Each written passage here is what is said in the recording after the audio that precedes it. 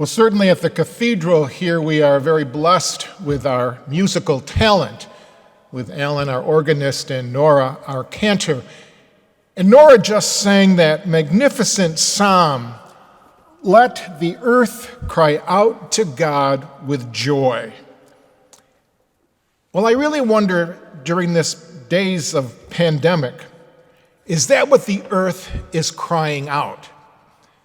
Is that what we are hearing the earth say? Some might say that the earth is crying out, "What's going on here, Lord? Where are you in all of this? Why are our lives so turned upside down?" And as we cry out these words, can we be filled with joy? Well, some would say no. But I have to tell you that after being a priest for 44 years and having worked with so many people who have experienced such tragedy in their lives, especially during those years in the early 80s when I worked at Upstate Medical Center as the chaplain, I can assure you that there are people who, in the midst of great suffering, still maintained a sense of joy in their lives. In 1975, Paula Darcy was in a terrible car accident which took the life of her young husband and her daughter. She was pregnant at the time of the accident, and she gave birth to another daughter 6 months later. One certainly might ask how one survives that kind of trauma and still finds joy in life. How does a person like Paula relate to that responsorial psalm that Nora just sang? Let all the earth cry out to God with joy.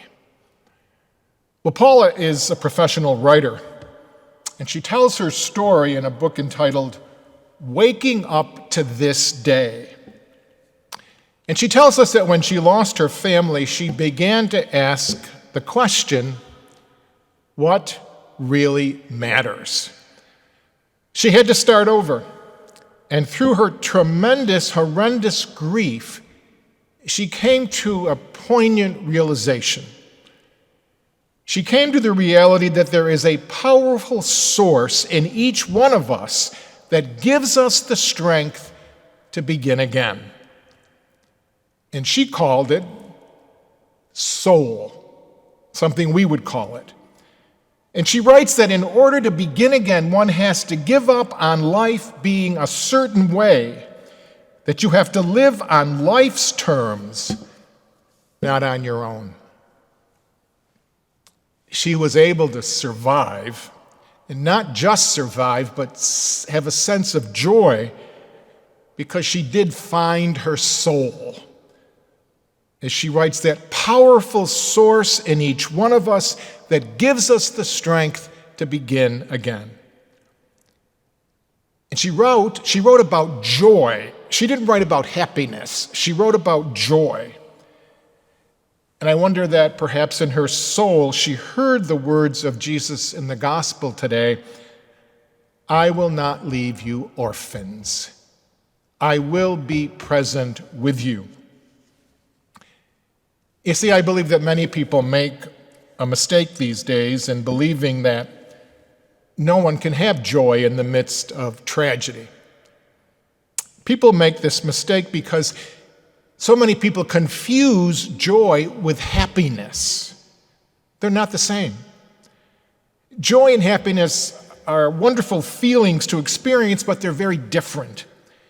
Joy is more consistent. It's cultivated internally. It comes when we make peace with who we are, why we are, and how we are. When we truly find our soul and hear the Creator speaking to each one of us in each and every single event of our lives. Whereas happiness is different. It tends to be externally triggered, and it's based on other people. It's based on things and places and thoughts and events, material things. So joy is internal. Happiness is external. Well, this pandemic gives us an opportunity to find our souls, to ask ourselves, what really matters? To listen to our God say to each one of us, I will not leave you orphans. To hear the psalmist sing to God, he has changed the sea into dry land. And it gives us the opportunity to sit silently with this God who struggles to reach out to each one of us in all of the sufferings we experience.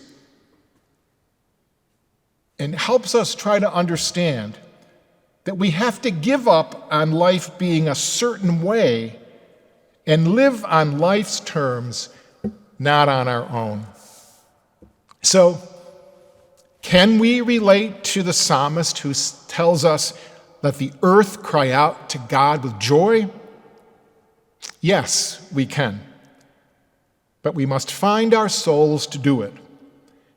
And also hear that poignant piece in the second reading from Peter, sanctify Christ as Lord in your hearts as a reason for hope.